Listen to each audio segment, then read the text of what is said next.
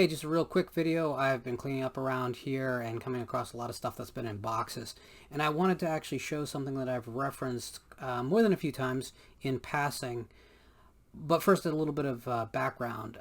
When I was a kid, the amount of horror media that was available was extraordinarily little.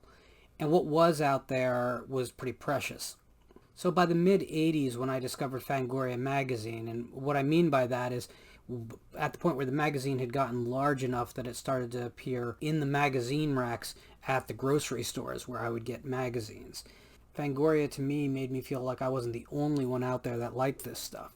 If it was big enough that a glossy magazine could be available at the grocery store, that meant there had to be a lot of people like me. Now, I didn't find the rest of those people like me for many, many, many years, but it was a very important magazine growing up, and for a long time I think it was the glue that held the community together. Certainly when Fangoria and Creation started doing conventions, that gave birth to the entire convention scene that we have today.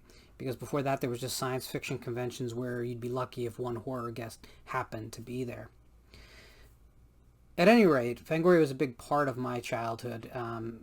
I got to see a lot of horror movies in the pages of the magazines that weren't going to play at my local theater, or because of their rating I wasn't going to be allowed in anyway. And there was a big gap between when things came out in theaters, when they hit video, and then whether your video store had it. There was a lot of factors, but there was a lot of films that were covered in Fangoria, especially in the mid to late 80s, that I was fixated on finding someday. I think I spent most of the early 90s fulfilling that promise to myself that I would search these films out. In 1989, I wrote a letter to Fangoria.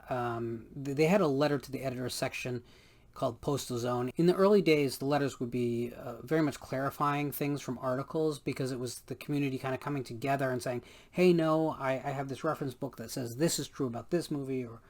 But by the late 80s, that really wasn't the point of the letters department, because there was enough resources out there. People had a base of information by the late 80s that we didn't have before that about the horror genre. And the letter column took a different life, and it was more about what was happening in the genre from the fans, from the street level, which is really what channels like this are trying to promote too now. So we never really gotten fully there, but back in the day when Fangoria was just barely not a fanzine, it was just above that line into legitimate publication. That was a period where the community was really starting to build and come together and congeal into something that was a market force. So this issue of Fangoria, I apologize for all the mess on my desk. It's always messy.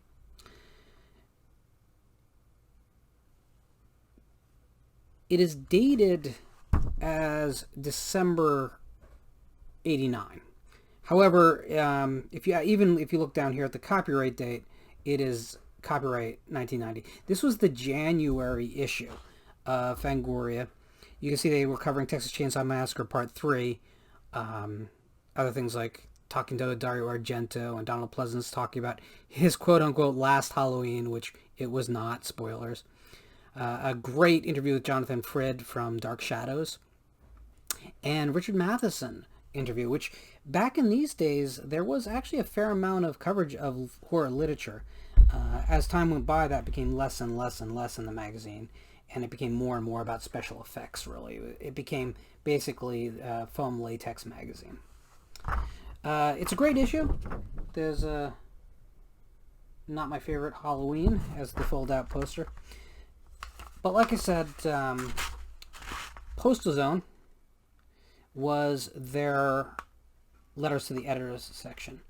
And as you can also see, they didn't have a problem covering things that were a little bit outside of horror. And I think that was great. But anyway, right here, bam. That is my letter to the editor.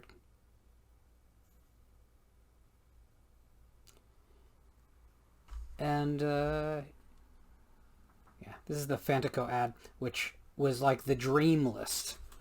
That was like the Sears dream catalog for every horror kid, is the Fantico page in Fangoria. I think we all sent away. The irony there, it was in Albany, New York, which wasn't really very far away, but you'd order something, it would take you 3 months to get it back, which was an eternity as a kid. Anyway, I just wanted to share this with you because this was a very special moment in my... well, at this point, I was in high school, but it was a very important moment, and it's a little bit of validation that not only was I not alone, but I was actually considered part of the community on some really minor level. But, sometimes things in life mean more than they would on face value. And I think the horror genre is always kind of playing in that playground, right? Because to most people, the horror genre is just this silly set of films about people getting killed. But to some of us, it's homecoming every time we, turn on a film. Anyway, thanks for watching. I appreciate it. I hope you're all having a great November. I will have a lot more content coming in December, including some incredibly exciting things. I hope you're doing well. Have a good one. See you later.